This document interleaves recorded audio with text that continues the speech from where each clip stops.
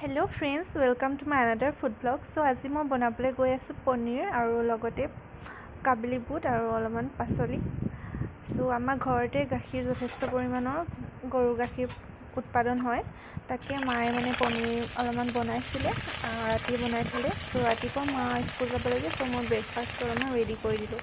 So মই পনীৰখিনি ধুনীয়াকৈ কাট কৰি পেলাই ধুনীয়াকৈ ফ্ৰাই কৰি ল'লোঁ। ৰিফাইন তেলতে মই ফ্ৰাই কৰিছোঁ, তেতিয়া ভাল হয় খাবলৈ। আৰু মই বেছিকৈ মছলা ইয়াত ইউজ কৰা নাই। মই পিঁয়াজখিনি কাটি ল'লোঁ আৰু ৰেডিছ ব্ৰাউন কালাৰ অহালৈকে ভাজি ল'লোঁ। আৰু এফালে পনীৰখিনি ফ্ৰাই কৰি হৈ গ'ল, কালাৰটো ধুনীয়া আহিছে, অলপমান ব্ৰাউন কালাৰ হৈছে আৰু যথেষ্ট ভাল, ঘৰুৱাভাৱে প্ৰস্তুত। ইয়াত কোনো ভেজাল নাই, পূৰা ফ্ৰেছ আৰু তাৰপাছত মই এতিয়া কাবুলী বুটখিনি ভাজিবলৈ লৈছোঁ ইয়াতে এনেকৈ কৰি। আপোনালোকে বাৰু পনীৰ ভাজিকণ খাই ভাল পায় নাই? বিভিন্ন ধৰণে বনাব পাৰে পনীৰখিনি। মই আজি ভেজিটেবলছৰ লগতে বনালোঁ আৰু কেনেকুৱা লাগে আপোনালোকক অকণমান দেখাওঁ বুলি ভাবিলোঁ। আৰু মই ধুনীয়াকৈ পাচলিখিনি ভাজি ল'লোঁ। তাৰপিছত মই বনাই মেলি খুব ভাল পাওঁ, তাকে আপোনালোকক অকণমান দেখাবলৈ ট্ৰাই কৰিলোঁ। আৰু কি বেয়াকৈ নাভাবিব, বেয়াকৈ কমেণ্টো নিদিব।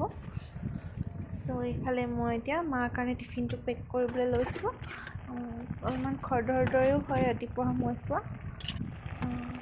অলমষ্ট ভাজিকণ ৰেডি হ'ব। আৰু আপোনালোকৰ ফেভৰেট ফুড কি? মাছ মাংসটো সদায় খায়ে থাকোঁ নহয় জানো? চ' এনেকৈ নিৰামিষকৈও কেতিয়াবা খাই ভাল লাগে নহয় জানো? সেইকাৰণে মানে আজি এনেকৈ পনীৰৰ লগতে ৰাতিপুৱা সাঁজ খালোঁ। তাৰপাছত এইফালে দালি আৰু অমিতা আমাৰ ঘৰৰে বাৰীৰ পৰা অনা আছে। অমিতাটো বহুত ভাল, ভিটামিন তাত আছে। আৰু জলকীয়া কেইটামান আৰু মান ধনিয়া পাত মই শেষত ছটিয়াই দিলোঁ পনীৰ ভাজিখনত।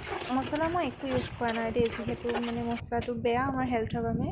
অলপমান হেল্থিকৈ খাব লাগে, আৰু সেইবাবে মই মছলা ইউজ নকৰাকৈ চিম্পলকৈ অলপমান মানে কাৰীকণ বনালোঁ। আৰু এতিয়া অলমষ্ট ৰেডি হৈ গ'ল। মাক মই পেক কৰি দিছোঁ টিফিনটো। এফালে পনীৰ ভাজি আৰু লগত দালি আৰু জলকীয়া এটা দি দিছোঁ। মা একদম পূৰা হেপ্পী হৈ গৈছে। বাই বাই, হাঁহি এটা মাৰি দিয়া। বাই বাই, স্কুল যাব ওলাইছোঁ। থেংক ইউ মাইনা, বাই।